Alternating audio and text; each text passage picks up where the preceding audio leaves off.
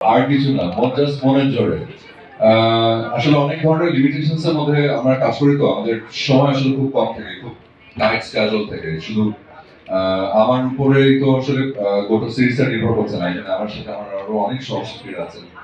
আমার ইউনিটের বাকি যারা ক্রু তারও অনেক ব্যস্ত। তো টাইমের মধ্যে শুটটা শেষ করতে চেয়েছি, যার কারণে মনের জোরে দাঁড়িয়ে গেছে আবার।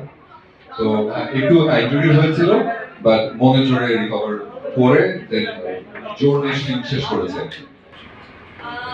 পুরোটাই আসলে চ্যালেঞ্জ ছিল।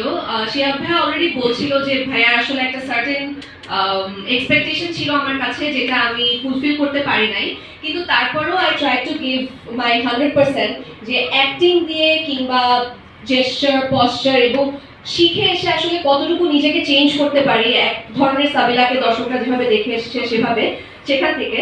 সো পুরোটাই চ্যালেঞ্জিং ছিল, স্পেশালি মানে অ্যাকশনটা তো আমরা অনেকবারই বলেছি অ্যাকশনগুলোর কথা যে এটা চ্যালেঞ্জিং ছিল, বাট পুরো স্টোরিটা নিজের মধ্যে ধারণ করা, ক্যারেক্টারটা নিজের মধ্যে ধারণ করা খুবই চ্যালেঞ্জিং ছিল। বাট আশা করি দর্শকদের পুরো গল্পটা ভালো লাগবে এবং আমাদের চ্যালেঞ্জটা সার্থক হবে।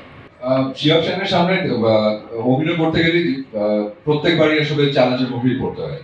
তো এটা এমন না যে নতুন, এটা আমার জন্য নতুন আবার না।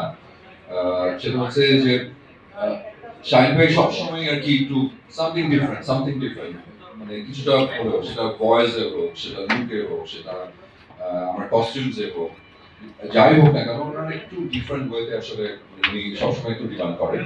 তো এবারও তাই, চ্যালেঞ্জ সবসময়ের জন্যই ছিল। তো এবার একটু বলবো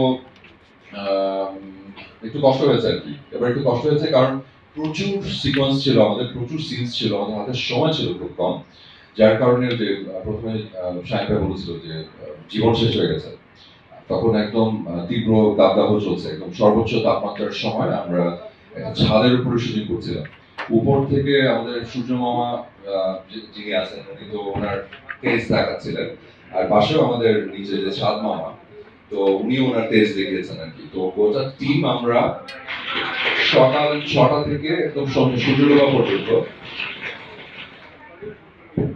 সকাল 6টা থেকে একদম সূর্য ডোবা পর্যন্ত ওই কোনো ছায়া ছাড়া ছাদের মধ্যে দাঁড়িয়ে আমরা শুট করেছিলাম। তো বুঝতেই পারছেন যে কতখানি কষ্ট আসলে আমরা করেছি আপনাদেরকে আনন্দ দেওয়ার জন্য, এবং এটা যদি সাকসেসফুল হয় তখনই আসলে আমাদের আনন্দ। সাবির অভিনয় সবসময় বলতে থাকি, কারণ অনেক আসলে কি বলবো, অনেক গুণ আছে কিন্তু ওর। এমনি অনেক ব্রিলিয়েন্ট স্টুডেন্ট, তার মধ্যে এমনি বিল্ট ইন একটা বোল্ডনেস আছে ওর মধ্যে। সো ও রাফ অ্যান্ড টাফ আগে থেকেই, এটা আমার কাছে আবার নতুন কিছু না, বেশ ভালোই রাফ অ্যান্ড টাফ আছে। ও ক্যারেক্টার প্লে করে অনেক সুইট অ্যান্ড সফিস্টিকেটেড।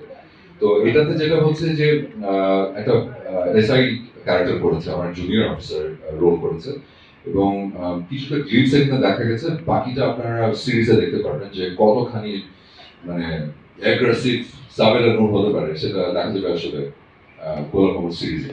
আচ্ছা, এখানে এখানে অনেক অ্যাক্টররা অনেক বড় বড় কথা বলেন, আমি এই করেছি, হ্যান করেছি, ত্যান করেছি। আসলে আমি কিছুই করি না, খুবই ফাঁকি বাচ্চা করে প্রথমেই করে।